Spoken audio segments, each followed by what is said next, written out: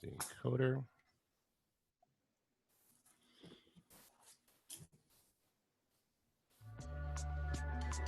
Hi, this is Sherry Richards. And this is Karen Calmasan. And welcome to Inspired Good Fat Life, where we explore what it takes to live a modern, healthy life and so much more. Hey, hi. Hey, Karen. Sherry. Hey, how are you? Good. How are you? Happy Monday. Yeah. It's a gorgeous day, and sure is. It just, it's another day in the life of the world we live in, right? Exactly. Yeah. So, today is, we're going to talk about improv, which is so timely. But let's just cycle back. Do you have anything you want to share from last week that's come up? Gosh, there's just been so many wonderful things. I feel like we've been sort of touching people in a different way than we thought. And people have come up to me and go, I really haven't thought about listening to my gut. And that was a really good way to think about it. So I've just gotten a lot of nice feedback from people that surprise me of different ages. How about you? Have you heard anything? Yeah, same kind of thing. And I had one woman reached out to me last week and just said, I never really thought about, when we were talking about weight and what people's weight were, right? Right. It's like we will limit ourselves on what we do because we think we, don't look good in XYZ. Or, right. We talked about bathing suits. But she said, I never really thought about that and I started thinking about all the people in my life that I love and I really like being around. And she said, it never even dawns on me how much they weigh, or what their weight is. I mean, it all comes back to how I feel when I'm in their space. Right? That's awesome. Yeah. And I was just really thinking about that again too, myself, just how true that is. I think it comes from your spirit, right? What your spirit is beautiful. Everyone's spirit's beautiful, and how you make people feel around you. That's so important. Right. And how they make you feel. And so anyways, it was just another nice reminder. And we just need to be reminded of that stuff. And I lost another pound. Congratulations. Not that I cared or knew anything about your weight, however. Speaking of feels, that reminds me of one of our guests, Linda Dobell, Michelle. She had her husband watched our podcast about love, and he had said that he never knew there were so many kind of loves in the world, and that it made him realize how much love his wife puts out in the world. So that was really nice to hear that he could see how much he appreciated her and how much love she spreads around, and how much love there is and the different kind of love. So yeah, no, that's great. And she really makes the world a better place. She sure does. So let's see today we're going to talk about change, right? Exactly. Because the world is changing at it's like minutely, it's changing between the COVID and social justice and the elections and face masks and, just on and on. And, kids going to school or not going to school, it's summer and all that goes with it. And one of the things that, research keeps showing me is that we humans don't want to change. We don't want to change, but at the same time, we're always talking about, because we're scared of the unknown, but yet we're always saying we want more money, we want a different car, we want a different job, we want more relationships, whatever. So it's kind of like putting your foot on the brake and the gas at the same time. We hate change, but yet we want all these things to change. So today we are talking about improv. And so as a tool, right? So exactly. Yeah. You and I have talked a lot about that, and we're really excited about a guest that we've got. We have a very special guest with us today, and we'll introduce her in a few minutes. So, but Karen, just what are you finding about how's improv kind of showing up for you? Well, I've sort of always improv my life, and it kind of makes people nuts, I always just people, I'm sort of detailed, but sort of not. And people have accused me of kind of being like Forrest Gump. I just sort of fall into things, you know? So I've sort of lived my life that way. It's not always the best way to live it, but I could equate like now, I just sort of wake up every day and go, okay, what ingredients do I have today? And can I bake a cake with it?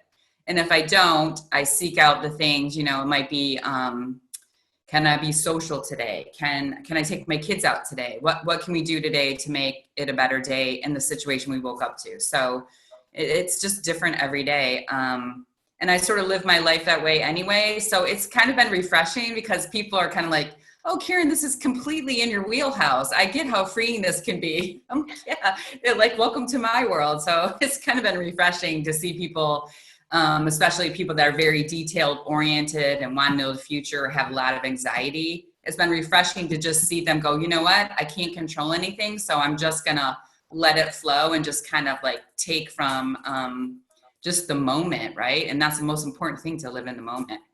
How about you? How does it show up in your life? What have you been the most?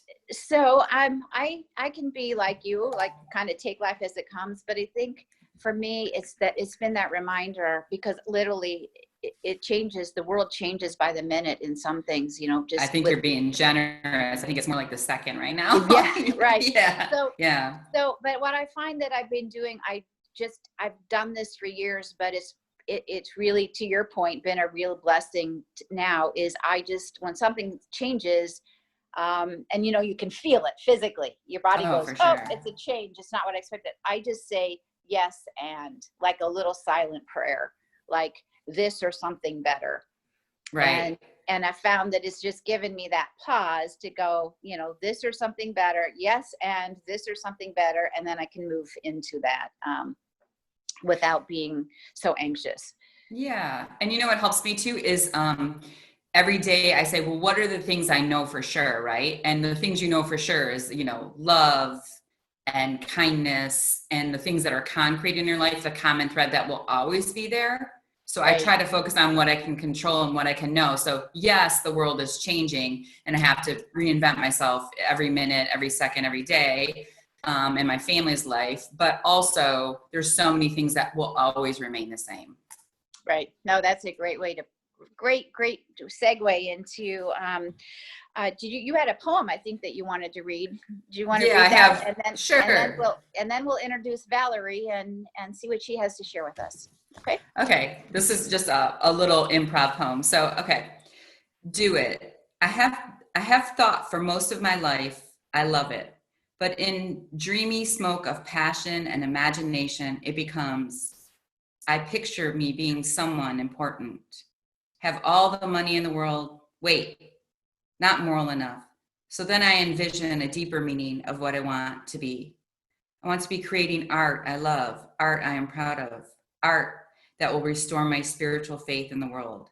Fake. It all becomes fake until my hands feel the process. A new way to see this. Be real. Think. Do. Maybe don't think. I will trust myself to respond accordingly without the hindrance of my younger brother, but maybe his guidance. Mind is not me to free me. I must free my mind. Hold on a second. Sorry. I got to find another part to it. I will trust myself to respond accordingly, to free my mind. I must not take every decision from it. Trust me, be me, just do it, the mind. The mind. Well, that's great. Thanks, Karen. You're welcome. And, and it's a reminder too, to find those things that inspire us, right? Exactly. They're everywhere. They are everywhere. Music, jump. We just need to take those moments. So that said, I would like to introduce our guest. We're so lucky to have her. I feel so honored. I'm excited. I know. She is a dynamo. So it's Valerie Renee Shepard is her name. And she's a self-mastery expert, multi-award winning best-selling author, and profit acceleration specialist for small business. She's a certified master trainer who helps young people and adults, executives and entrepreneurs overcome limiting beliefs, manage stress and complexity, chart a course, and deliver high performance results. Wow, that's a It's a mouthful. Good for her. Good for you. And that's just a small, tiny part of her bio. But I would just like to welcome Valerie. She's also award-winning improv. I don't know what you say, artist? I'm not sure. Valerie? Artist. Let's ask her. Artist. Yes. Good morning. Good morning, Valerie. Hey. So what I love so much about reading this, your very impressive resume and bio, Valerie, is it, and you do a lot of work with leadership and boards, but all of the pieces and parts, they complement each other, right? So They do. you can't be a good leader if you don't have self-mastery. Exactly. And all of those things. So, but what we're going to talk about today, and pick your brain a little bit, is around improv. Yay. So tell us Improv about comedy. that. One of my favorite things. So how can improv help? Karen and I were kind of talking and just saying that that ability to just be, I use yes and as my kind of mantra. What can we take away from that can help our listeners navigate the world that we live in today? Okay, that's a lovely question. And so the world we live in today has got a lot going on, just like every day for the most part. I mean, today we've got some real newsworthy events, but for most people, life is filled with the kind of twists and turns, or what I call curveballs, that sort of stretch our ability to kind of stay in the flow. What you're talking about is staying in the flow. And that flow is so critical to this game called improv. And there are many rules that trained improvisers use, but I think I'll go over just a couple of them today that are really important when it comes specifically to being a leader of your own life. But you can use improv comedy principles in team management and business strategy and everyday leadership. So you said it, Sherry, the number one guiding principle in improv comedy is releasing resistance. And the resistance can come up when your scene partner throws you an idea and you go into your head and start figuring, I don't know what to come up with that idea. So you're kind of out of flow and you're in resistance. And the number one principle for improv for releasing resistance is the yes and. That is foundational. It's taught in every improv class I've ever had, and it's foundational in the performance. And what it means for life is really, it's beautiful. It's not always easy to do. I haven't always been able to do the yes and in my life, right? And in life, there may not be a scene partner. It just may be life.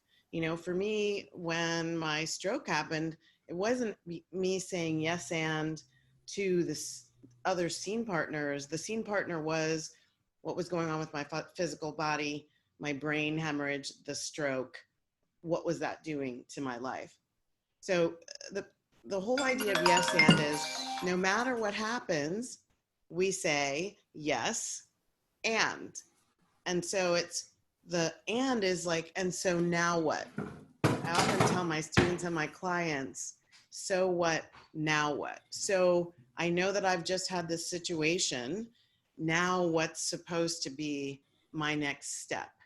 And the whole idea of releasing resistance to what is that it makes you better capable of actually engaging with, dealing with, and seeing the possibilities that are right there in this moment with what is happening in this moment. One of the number one things that I ask people to do with the whole yes and for releasing resistance is to breathe. Can they get into a moment of just breathing, okay, and taking stock of what's going on. So coming into the present moment. So touch something around you, look at your five senses, engage your five senses. What do you smell? What do you hear? Those things are happening in this moment. So that can bring you riveting back to this moment instead of being in your head, conjuring up all the negative things that might happen as a result of this moment. And when you're really currently in this moment, then you are in the best place for creating possibilities from this moment. Yes. Wow. And wow, I love that. that. I have never heard and thought about, I mean, I'm not trained on improv, so I just come with my yes and, but I love that idea of stopping and breathing and centering ourselves. Just the idea of touching something, right? So Karen, what do you think about that? I think it's wonderful. And I think it's a great way for anxiety as well. I've heard like, look at what color's the carpet, what color are the drapes, like really get yourself centered. But I was wondering, Valerie, if you could speak to like, in a comedy sense, if you're on stage, what is the yes and what is the resistance there? Like someone says, okay, I'm obviously, not a bus driver in my real life. So when you're on stage and someone says, okay, they go into a bus driver kind of theme, is it, so you just say to yourself, yes, this is who I am, and this is what a bus driver, could you just maybe talk us through a little bit of how it works on stage with comedy? What is the resistance because you can't get out of your head because you're too into yourself, or what do you think that gap is? It could have just been, I had an idea. The scene starts. Right. We get a suggestion from the audience, right? It's organic. It's right. not scripted, right? Right. Improv comedy is not like stand-up comedy. Stand-up comedy is scripted, rehearsed, jokes are tested and proven. Improv is happening in the moment. We get a suggestion from the audience. The host says go, and we start performing a scene.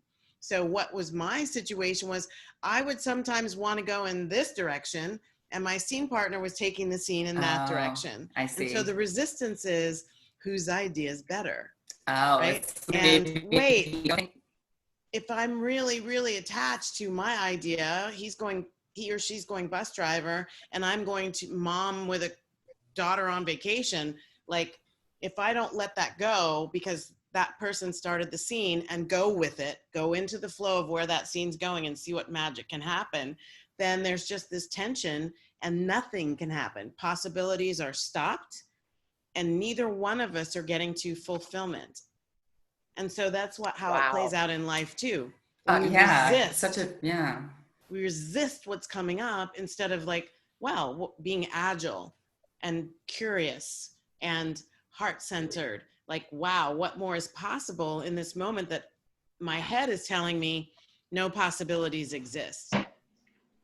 What a lovely craft. Yeah. Wow. I mean, but how relevant to just life, like you said, to life. In general, it's so important. And when I get really, I teach this stuff, I've written a book on it, and I still get to situations, and especially with what's coming up right now, there's a lot of stuff having to do with race as a Black woman that is coming up right now.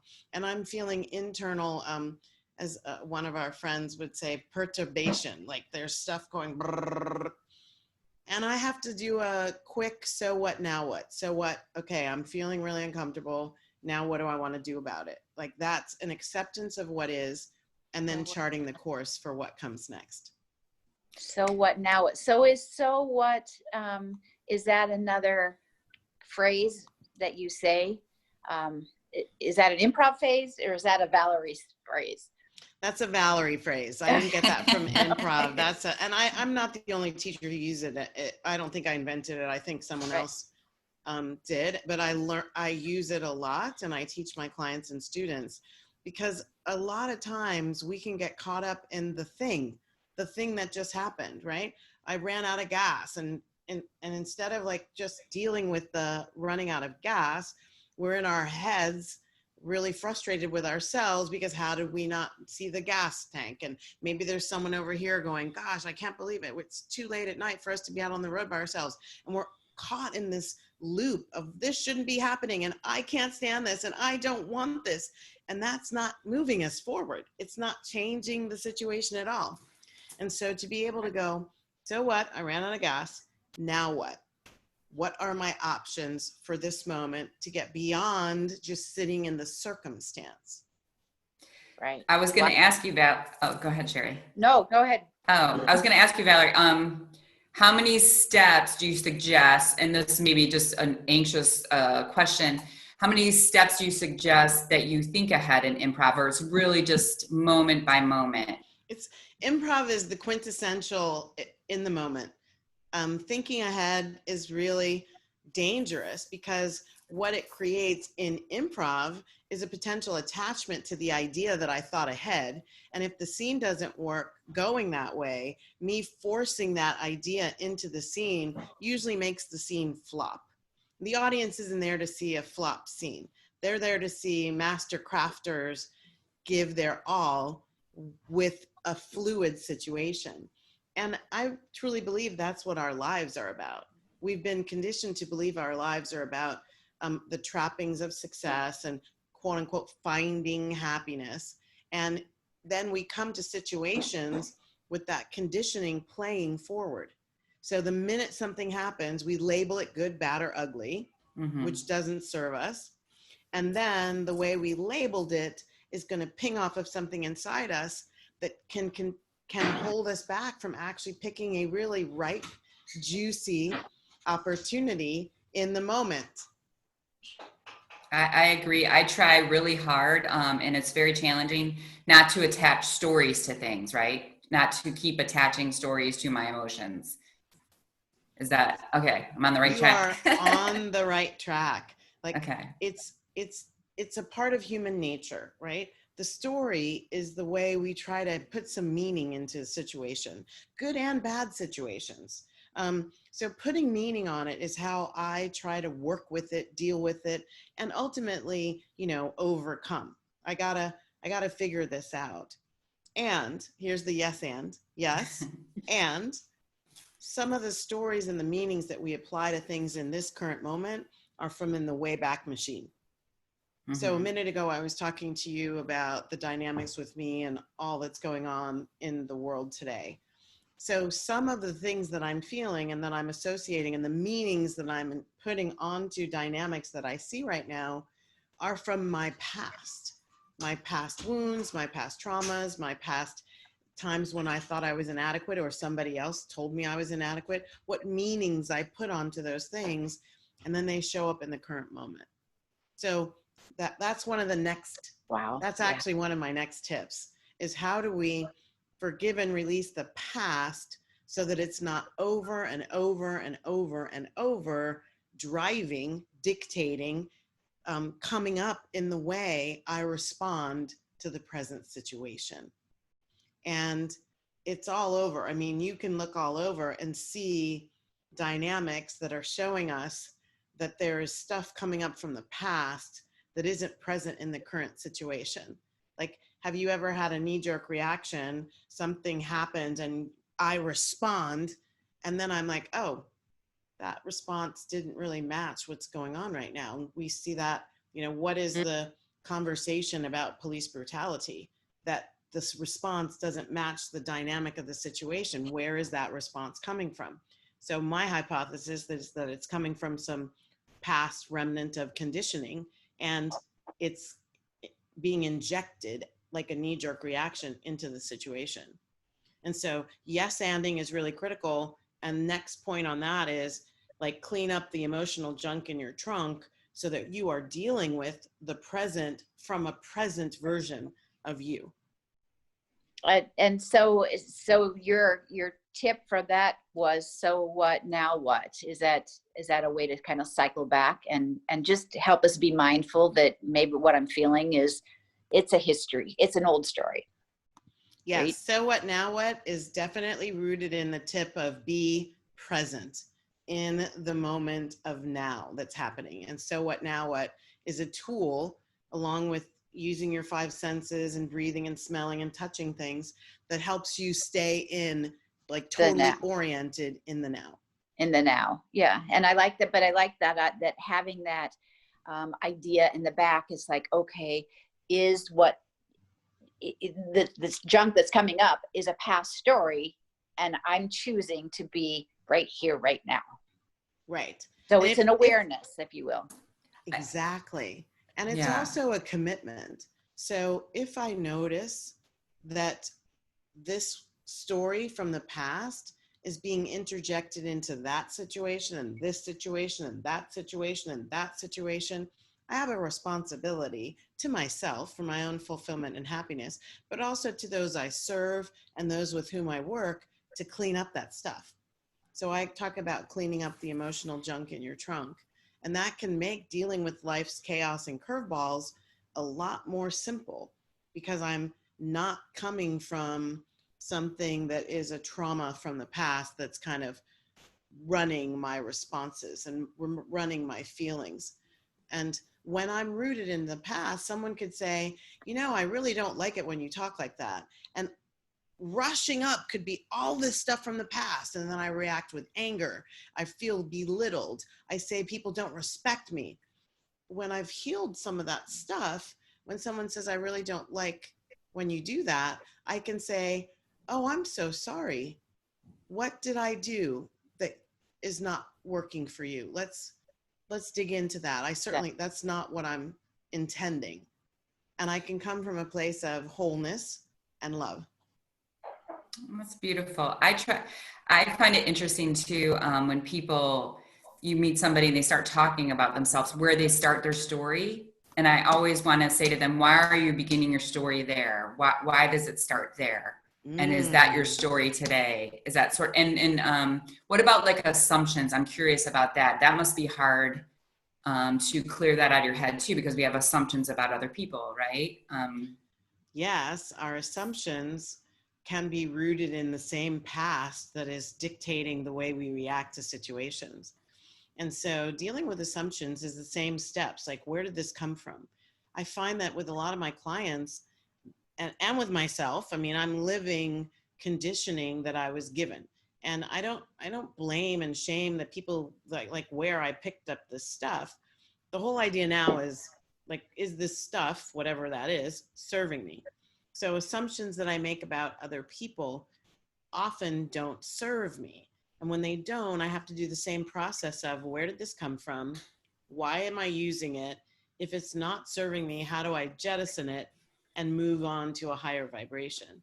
All of this it's funny. In the title of my book, the subtitle is, it's Living Happy to Be Me. And the subtitle is Dancing Your Soul Light Style.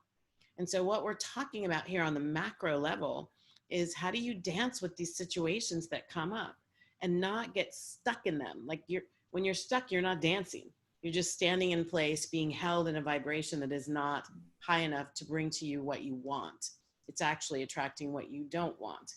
So the dance allows us to shake off. You see animals when they go through a fight or flight response, when the danger passes, you see them kind of shake off that energy. And I believe, I don't know this for a fact, but I grew up playing sports. And whenever we would make a mistake on the pitch when I was playing soccer, team members would say, shake it off, let's go. And it was a way of saying, let's get out of that moment.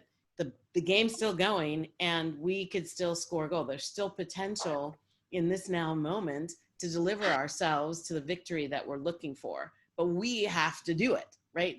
We have to do it. And so letting go of assumptions is the way that we say to ourselves, what would serve me most in this moment to stay present? And can I give myself a clean slate so that I'm approaching the moment and the people and the circumstances kind of in curiosity and openness and grace? And what's possible. So you're letting what's possible.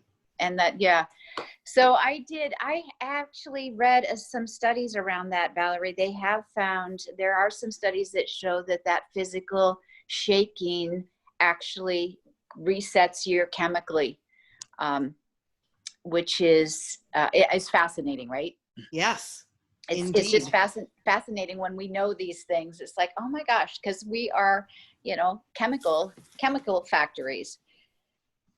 Yes. So, well, is there, so, and I know you had a few things that you wanted to bring. Did you have anything else that you wanted to share? Yes. Thank you, Sherry. I have one last tip from this improv comedy and living a powerful life. So one of the big, I would say it's in the top 5 rules of improv, is to take risks and be willing to fail big. And so in circumstances in our lives, when there's a lot of change happening, we sometimes retreat to what we already know. It feels like a safe space, when in actuality, that's a perfect time to look at what might have been risky that maybe today's circumstance lower the risk. And so potentially the current situation is calling to you to step out of your comfort zone and do something radically different. So challenge yourself into seeing yourself differently, into seeing the situation differently, into reframing what is your mission and your vision and your purpose, and to see how you can embrace life with a new level of, I think I'll try that, and let's see what happens. Karen, we can relate to that, can't we? For sure. My whole life. Yeah. Yeah. And just the fact that we're having this podcast was a big step out for us. And here we are. We're getting to have this Brava. Yeah. Thank you. We're getting to Keep have going. this amazing conversation with you, Valerie. It's like such a gift to us. Right, Karen? Yes. Thank you so much. Lovely. I just love sorry. Yeah, I just, the whole philosophy of it and your spirit. Thank you so much for sharing all that. It just, it means a lot. Valerie, you're so welcome. There is, we typically like to close with, some bit of inspiration for our listeners to help just remind them that they get to go create a phenomenal day. So is there something that you would like to share? Yes. Along those lines. One of my favorite quotes that I've had on my email signature for a couple decades now is by a Roman dramatist from like the 1st century. And his name is Seneca. And it says, as long as you live, keep learning how to live. And the whole point of that is that life is improv. And so the best way to move forward at any given moment is to release the past, step into your acceptance and your curiosity and your higher vibration, your gratitude, and see what this moment is calling you forth into, and go and see what's there for you. Thank you. Oh my God, I'm speechless. Just speechless. So on that, Karen, do you have anything else you want to add? That was lovely. I don't know what I'm speechless. Thank you, Valerie. Yeah. Thank you. So thank you so much, Valerie. Renee Shepard, for being here with us today. It is such a gift, and that you would share your words of wisdom with us, Karen and I. I mean, we benefit so much, and with our listeners. So thank you, and safe journeys. Many blessings. Thank you, Karen. Thank you, Sherry. Thank you. I'm so honored. Thank you.